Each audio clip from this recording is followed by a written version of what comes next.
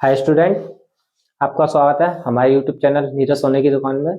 जैसा कि आपको पता है, क्लास 12th के बायोलॉजी की इम्पोर्टेंट क्वेश्चन की सीरीज चल रही है। हमने अब तक आपको 3 वीडियो प्रोवाइड करा दी हैं। आज हम नए चैप्टर से नई वीडियो देखते हैं जो कि बहुत इम्पोर्टेंट है।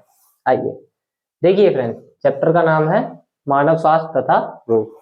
इसमें हमारा आज का जो इम्पोर्टेंट टॉपिक है वो है मलेरिया।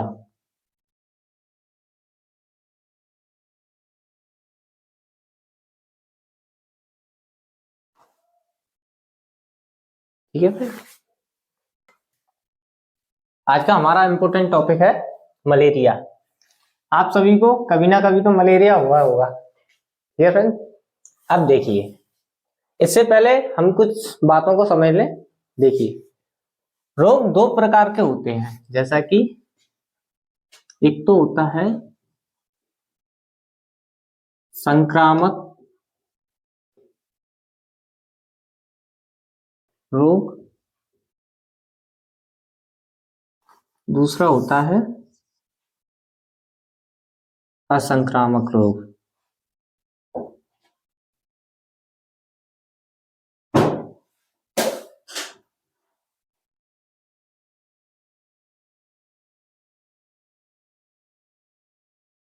देखिए स्टूडेंट, संक्रामक रोग वो रोग होते हैं जो एक व्यक्ति से किसी एक व्यक्ति से दूसरे व्यक्ति में फैलते हैं। कैसे फैलते हैं? जैसे हमको जुकाम हो रहा है तो हम छींकते हैं और हमारे सामने वाले व्यक्ति को भी जुकाम हो जाता है, मतलब वो उसके संपर्क में आता है और उसको भी जुकाम हो जाता है। कुल मिला के ये है कि ऐसे रोग जो एक व्यक्ति से दूसरे व्यक्ति में फैलते हैं उनको हम संक्रामक रोग कहते हैं। ठीक है, असंक्रामक रोग वो रोग होते हैं जो एक व्यक्ति में ही रहे, मतलब उसका संक्रमण किसी और व्यक्ति में ना हो। जैसे इसका उदाहरण है कैंसर। और यदि किसी व्यक्ति को कैंसर हो जाता है, आप उसके पास बैठिए, कुछ भी करिए, आपको वो रोग नहीं हो सकता। जो संक्रामक रोग होता है वो होता है एड्स हो गया, मलेरिया रोग हो गया, जुकाम हो गया और टाइफाइड। ये सारे रोग संक्रामक रोग होते हैं। ठीक है, अब देखिए एक चीज और समझिए। यहाँ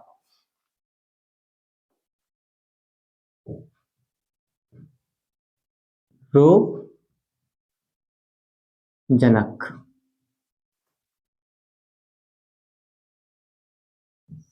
रोग वाहक। देखिए स्टूडेंट, रोग जनक क्या होते हैं? रोग जनक वो जीव होते हैं जो रोग को उत्पन्न करते हैं। जैसे आपने जीवाणु, विषाणु,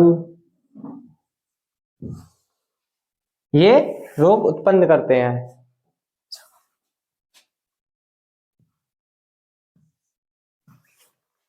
और भी हैं प्रोटोजोआ प्राणी, कृमि, छोटे छोटे जो होते हैं, ये रोग उत्पन्न करते हैं। इनको हम कहते हैं रोग जनक। ठीक है, और रोग वाहक वो जीव होते हैं जो इनको ले जाने का कार्य करते हैं, मतलब ये वाहक का कार्य करते हैं। ऐसे जीव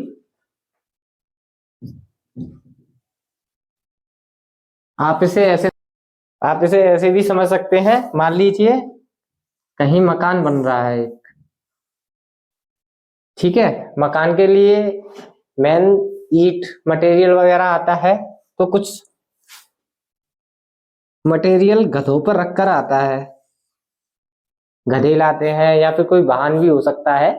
ऐसे करके वो केवल यहाँ से यहाँ तक माल को ले जाने का कार्य करते हैं, ना कि उसको बनाने का। मकान बनाता है मिस्त्री ही, ये केवल तो जो गधा है या जो भी ये सामान लेके जा रहा है, जहाँ कंस्ट्रक्शन का काम चल रहा है वहां पर ये केवल माल को पहुंचाने का कार्य करते हैं। ऐसे ही रोग वाहक वो जीव होते हैं जो रोग जनक को एक स्थान से दूसरे स्थान तक ले जाने का कार्य करते हैं। और जो यहाँ मिस्त्री जो काम कर रहा है वो क्या हो गया, हमारा रोग जनक। समझ गए सर? आइए आगे देखते हैं आप मलेरिया।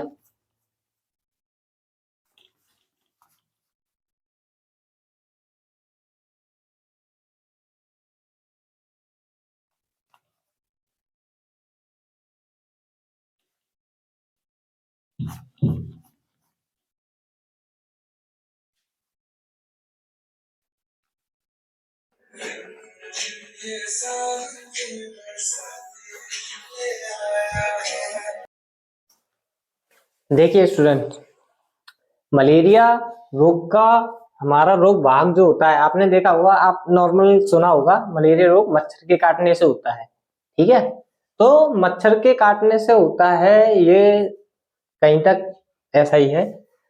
मच्छर केवल रोगजनक को ले जाने का कार्य करता है। मच्छर केवल रोगजनक को ले जाने का कार्य करता है। देखिए, जो मलेरिया का, हमारे मलेरिया का रोग वाहक होता है वो होता है मादा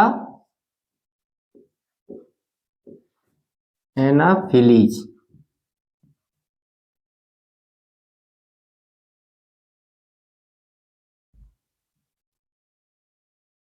मच्छर, जो मादा एनाफिलीज होता है मच्छर, वो केवल मलेरिया के रोगजनक को ले जाने का कार्य करता है। इसका रोगजनक है प्लाज्मोडियम।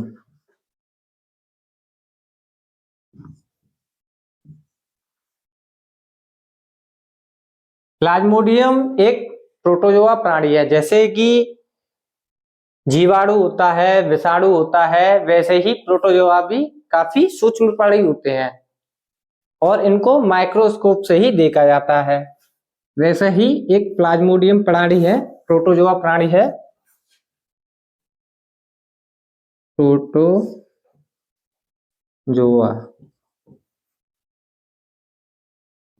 प्राणी। प्लाज्मोडियम एक प्रोटोजोआ प्राणी है जो मलेरिया रोग उत्पन्न करने में सक्षम होता है। मतलब मलेरिया रोग इसके जरिए होता है और मादा एनाफिलीज जो मच्छर होता है ये इसका वाहक होता है। मतलब ये एक व्यक्ति से दूसरे व्यक्ति पर जाता है और प्लाज्मोडियम को वहां पर ट्रांसफर करता है उसके शरीर में। अब देखिए, प्लाज्मोडियम भी, इसकी भी कई जातियां होती हैं। आपने देखा होगा, सुना होगा कि मलेरिया रोग जो होते हैं वो कई प्रकार के होते हैं। वो इसलिए होते हैं क्योंकि हमारे ये प्लाज्मोडियम है इसकी कई जातियां होती हैं। एक होता है Plasmodium ovale, ovale, Plasmodium vivax,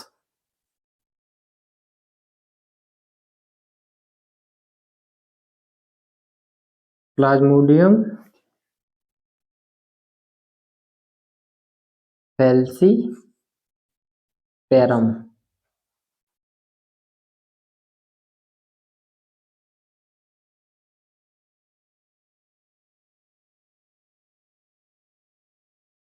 last होता है प्लाज्मोडियम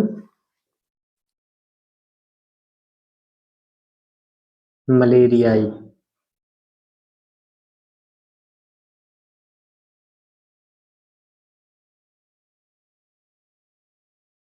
ये चार प्रकार के जाति हमने दिखाई है प्लाज्मोडियम की।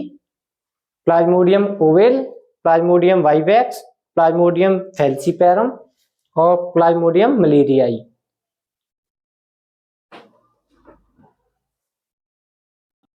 देखिए, इन चारों जाति में अगर आपसे पूछा जाए कि प्लाज्मोडियम की कौन सी जाति सबसे ज्यादा घातक है तो वो हमारी होती है प्लाज्मोडियम फैलसीपेरम।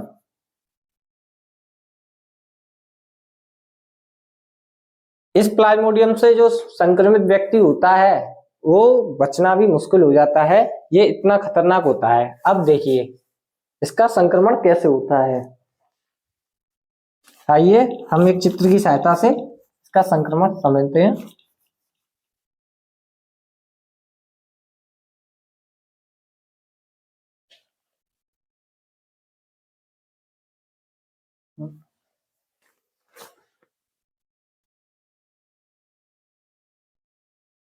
बतख बैठा रो है, अरे बन तो गई।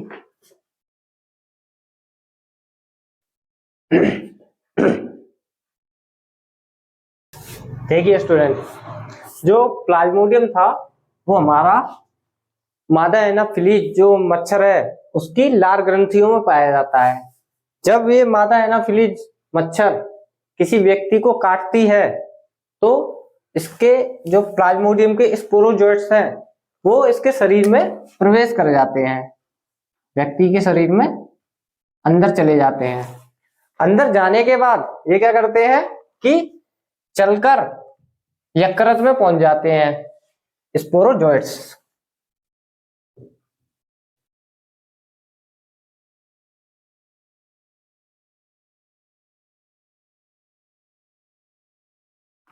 प्लाज्मोडियम के स्पोरोजोइट्स जब मादा एनाफिलीज मच्छर काटती है तो इसके स्पोरोजोइट्स के रूप में व्यक्ति के शरीर में चले जाते हैं। शरीर में जाने के बाद ये मूव करके मनुष्य के लीवर में यानी यकृत में पहुंच जाते हैं। अब यकृत में हमारी एक कोशिका पाई जाती है जिसको कहते हैं हम क्यूफर सेल। क्यूफर सेल, इसके अंदर ये स्पोरोजोइट्स अपनी संख्या बढ़ाते हैं, ऐसे जनन करते हैं और बढ़ाएंगे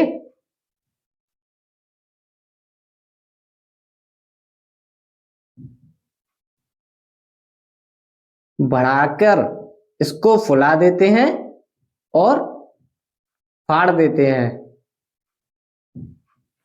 देखिए ये लीवर में जाते हैं, लीवर के अंदर होती है हमारी एक क्यूफर सेल, उसमें जाके बैठ जाते हैं, बैठ जाएंगे और जनन के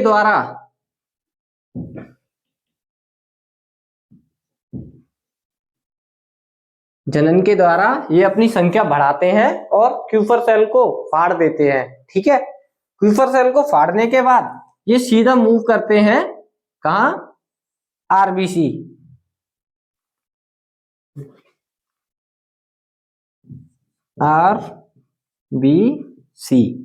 आरबीसी रेड ब्लड सेल। ठीक है, आपने देखा होगा खून में जो छोटी छोटी कोशिकाएं होती हैं उन्हीं को हम आरबीसी कहते हैं।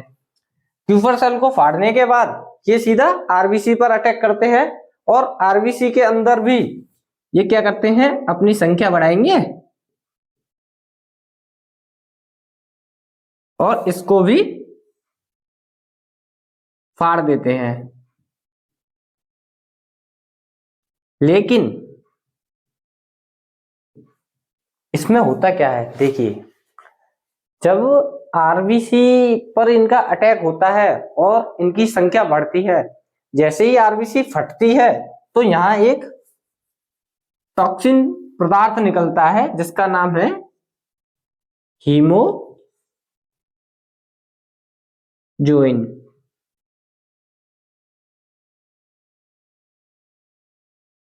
हीमोजोइन है, ठीक है। ये पदार्थ क्या करता है, ये विषैला पदार्थ होता है। ये क्या करता है कि मलेरिया रोग में ठिठुरन और तेज ज्वर के लिए उत्तरदायी होता है। मतलब जैसे ही आरबीसी फटती है ना तो व्यक्ति को जोर से कपकपी लगने लगती है, अंदर से ही कपकपी लगेगी बहुत जोर से। ठीक है, ठंड ठंड लगने लगती है, हम अन्य भाषा में ठंड भी कहते हैं, कपकपी लगती है। अब देखिए ये आरबीसी को फाड़ने के बाद यहां से इसका दूसरा परपोषिस चालू हो जाता है। कैसे, यदि जिस व्यक्ति को मलेरिया हो चुका है, ठीक है, जो व्यक्ति संक्रमित है पहले से ही, उसको कोई अन्य मादा एनाफिलीज मच्छर काटती है तो उसके ब्लड के जरिए क्या होता है, ये उसमें चला जाता है। उसमें चला जाता है। और यहाँ देखिए इसके नर युग्मक और मादा युग्मक जो रेड ब्लड में पाए जा रहे हैं, क्योंकि यहाँ इसने जनन की प्रक्रिया की थी, संख्या बढ़ा रहा था, तो इसके जो ब्लड में नर युग्मक और मादा युग्मक होते हैं, जैसे ही मादा एनाफिली मच्छर व्यक्ति के शरीर से खून चूसती है, ब्लड को अपने अंदर लेती है, तो ये नर युग्मक और मादा युग्मक ब्लड के जरिए मादा एनाफिली मच्छर के अंदर चले जाते हैं। ठीक है फ्रेंड। अब देखिए यहाँ पर इसी के अमाशय में जो मच्छर होता है, मच्छर बेसिकली खून चूसता है। ठीक है, खून चूसने के बाद उसके जो पेट में ब्लड रहता है, वहीं पर नर युग्मक और मादा युग्मक का निषेचन की प्रक्रिया होती है इसी के अमाशय में। ठीक है, मादा एनाफिलीज मच्छर के अमाशय में ही इनकी नर युग्मक और मादा युग्मक के निषेचन की प्रक्रिया होती है। अब देखिए जब निषेचन हो जाता है उसके बाद प्लाज्मोडियम फिर से बन जाएगा, प्लाज्मोडियम फिर से बन जाएगा। और हमने आपको यहाँ बताया था कि जो मादा एनाफिलीज मच्छर है उसकी लार ग्रंथियों में ही प्लाज्मोडियम पाया जाता है। यहाँ निषेचन की इसके अमाशय में निषेचन की प्रक्रिया पूरी होने के बाद जो प्लाज्मोडियम बनता है वो जाकर इनकी लार ग्रंथि, ये इसकी मच्छर की लार ग्रंथि है, ये वाली लार ग्रंथि बैठ जाता है। अब देखिए यही इसका पूरा प्लाज्मोडियम का इसको हम कहते हैं जीवन चक्र, जो दो परपोषियों के उसमें होता है, सहायता से पूर्ण होता है। देखिए पहला ये मनुष्य में भी जा रहा है, व्यक्ति के अंदर,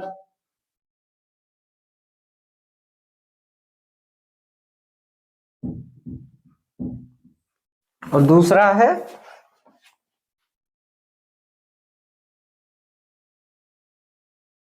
मच्छर।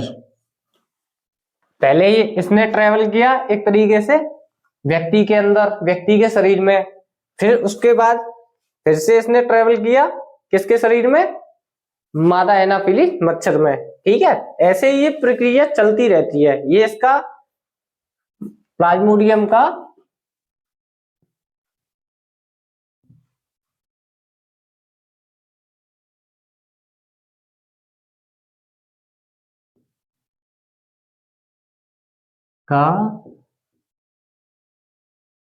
जीवन चक्र है।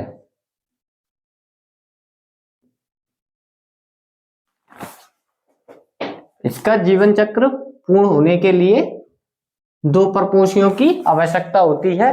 पहला मनुष्य, इतना ये भाग हमने बनाया है, ये वाला देखिए, जब मादा एनाफिली काटेगी और अपना जो प्लाज्मोडियम है अंदर छोड़ती है स्पोरोजोइट्स के रूप में, ये स्पोरोजोइट्स जाके लीवर में जाते हैं, लीवर से क्यूपर सेल में जाएंगे और क्यूपर सेल को फाड़ देते हैं, फिर बाहर निकल के आते हैं तो कहाँ अटैक करते हैं, सीधा आरबीसी पे। आरबीसी में भी ये अपनी जनन के द्वारा संख्या बढ़ाते हैं और आरबीसी को भी फाड़ देते हैं। अब देखिए जैसे ही आरबीसी फटती है तो हमारा एक जहरीला पदार्थ, टॉक्सिन पदार्थ बाहर आता है जिसका नाम है हीमोजोइन, जो कपकपी यानी कि ठंड, जैसे ही ये फटती है ना तो व्यक्ति को बहुत ठंड लगने लगती है अचानक से ही अंदर से। अब देखिए आरबीसी को फाड़ने के बाद ये यहाँ जो इन्होंने जनन की प्रक्रिया की थी, तो ये क्या है, इसके नर युग्मक और मादा युग्मक जब संक्रमित व्यक्ति को, जिसको पहले से ही मलेरिया हो चुका है, ठीक है, जिस व्यक्ति को पहले से ही मलेरिया हो चुका है, उसको कोई असंक्रमित मादा एनाफिलीज काटती है, तो आपको पता है मच्छर जो होते हैं खूनी पीते हैं, तो इसके ब्लड के जरिए ये नर युग्मक और मादा युग्मक इसके शरीर में चले जाते हैं। शरीर में जाने के बाद इसके मादा एनाफिलीज मच्छर के अमाशय में होती है हमारी निषेचन की प्रक्रिया। निषेचन की प्रक्रिया आप जानते होंगे क्या होता है। जब मादा एनाफिलीज किसी संक्रमित व्यक्ति को काटती है तो इसके पेट में ये जो खून चूस रही है इसके पेट में जाकर इनका निषेचन होता है, नर युग्मक और मादा युग्मक का। अब देखिए जब निषेचन पूर्ण हो जाता है तो यह लार्वा बन के कहा जाते हैं, लार ग्रंथि में। जैसा कि मैंने पहले ही बताया था, मच्छर की जो लार ग्रंथियों में ही प्लाज्मोडियम पाया जाता है। ठीक है, लार ग्रंथियों से फिर ऐसे ही ये चक्कर चलता रहता है, यहाँ से जाएंगे फिर किसी मच्छर पे जाएंगे और व्यक्ति को संक्रमित करेंगे, ऐसे ही ये चक्र चलता रहता है। इसी को कहते हैं हम प्लाज्मोडियम का जीवन चक्र। अब देखिए सवाल ये आता है कि हम मलेरिया रोग से बच कैसे सकते हैं। पहले एक बार मेरे को भी मलेरिया हो गया था बचपन में। देखिए इससे बचा कैसे जा सकता है, यदि हम इन मच्छरों को, जो मादा एनाफिलीज है, इसको पैदा ही नहीं होने दें। ठीक है, ये पैदा ऐसी जगह होते हैं जहां कहीं ज्यादा पानी भरा है। ठीक है, पानी भर रहा हो तो वहां मच्छर के लार्वा पाए जाते हैं। ठीक है, तो कोशिश ये की जाए कि कहीं भी आपके आसपास में पानी ना भरा रहे। और देखिए जब गर्मियों में कूलर चलते हैं तो कूलर का पानी समय से चेंज करते रहना चाहिए और इसके बचाव के लिए हमको मच्छरदानी का भी उपयोग करना चाहिए। फिर देखिए एक चीज और, कहीं जल भरा होता है, तालाब झील, ठीक है, जल भरा होता है तो आप ये तो है नहीं है कि पूरे तालाब को साफ कर दें। ठीक है, ऐसी जगह में हम क्या करते हैं कि यहाँ मच्छर ज्यादा पाए जाते हैं, जैसे नाला हुआ या तालाब हुआ, पोखर हुई कोई। ठीक है, तो यहाँ हम मच्छर के लार्वा को खाने वाली एक मछली आती है, जिसको कहते हैं हम गबुजिया।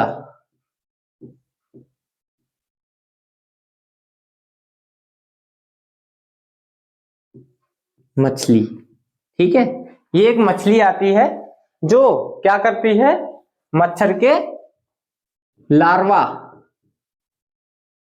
लार्वा को खाती है।